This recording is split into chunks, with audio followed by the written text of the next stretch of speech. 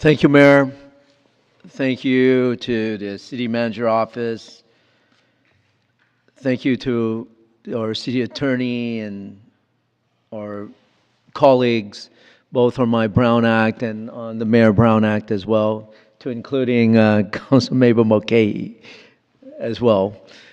It's extremely hard work. We've been plugging at this for months on end, trying to put together a budget that we can all pass. So I just want to say thank you to Mayor Matt Mahan for incorporating several of my budget requests into the June budget message and your reconciliation memorandum.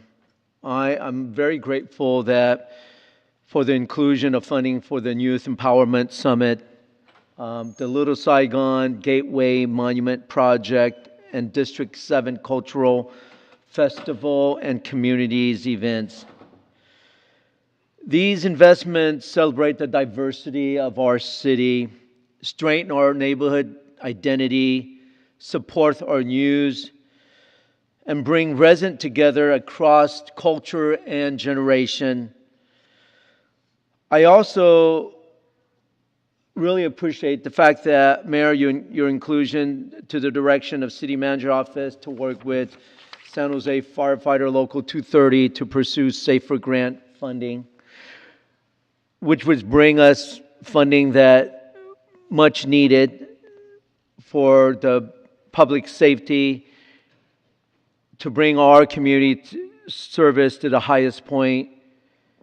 By doing that, we secure federal funding to support staffing necessary to open Fire Station 32.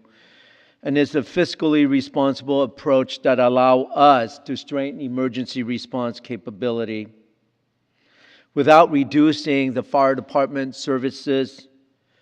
Pursuing safer funding help us fulfill the promise we made to voters when we approved Measure T and invest in new public safety infrastructure.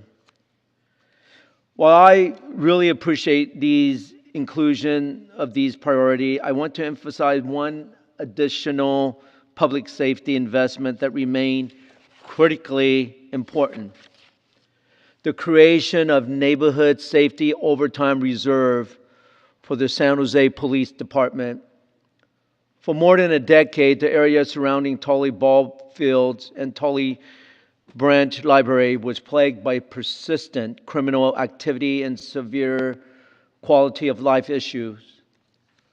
Residents routinely report open drug use, discards needles, human waste, indecent exposure, an individual engaging in sexual act in public space that is frequent by children and families. These were repeated incidents involving individual in doing unconscionable act in view of our youth sport participant and spectator. Participation in the Spartan Little League declined as parents become increasingly concerned about their children's safety.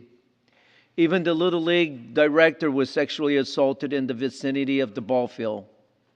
Senior felt unsafe using the library. City employees report concern for their personal safety. What should have been a community gathering place has become a place of many residents avoid. The transformation of this area occurred because members of the San Jose Police Department dedicated significant time and effort to proactively enforcement and neighborhood stabilization effort.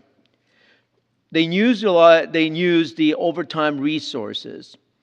Officers maintain a consistent presence, address criminal behavior, and restore public confidence in the area. Today, families are returning to the ball fields, children are playing sports again, and residents can enjoy public facilities with greater sense of safety. That progress is the direct result of focused police work. Unfortunately, when the police overtime funding was reduced, our ability to sustain these proactive efforts was reduced as well. Officers are already stretched thin responding to Priority 1 and Priority 2 calls involving threats to life and safety. As a result, quality of life crimes and neighborhood concern often cannot, I repeat, cannot receive the immediate attention residents expect and deserve. Public safety is a foundation of which every other city investment depends on. For these reasons, I respectfully motion for our council to support and include recommendation number 2 in my memorandum as a friendly and establish a neighborhood safety overtime reserve to provide supplementation overtime capacity for officer assigned to patrol District 7 and address the persistent quality of life and public safety concern. These are not the wants.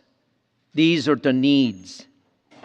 Together with the investment, including the Mayor Reconciliation Memorandum, including supporting for Fire Station 32 through SAFER grant funding, youth programming, cultural investment, and immigration services. These actions request a balanced and responsible approach to public safety, community support, and quality of life for the residents of San Jose.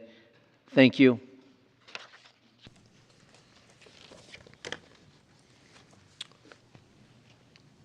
Thanks, Councilmember.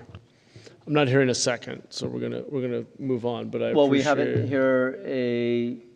Oh, is a friendly. I'm sorry. Yeah, it's a Councilmember, are you friendly. asking for a friendly amendment? Yes. Then I'm sorry. I appreciate where you're coming from in relation to this, but we asked the chief to reduce overtime expenditures a couple of months ago, and this was part of the proposal. Any funds we restores more cost to the overtime and wouldn't necessarily be allocated to District 7 or any other specific district. So I'm going to have to turn down your request for a friendly. Vice Mayor, we're asking to allocate and eliminate the historic building inventory fund of $250,000 from the planning, building, and code enforcement department. I see that, thank you, but I cannot accept it as a friendly amendment, but you could move it as an amendment to the main motion.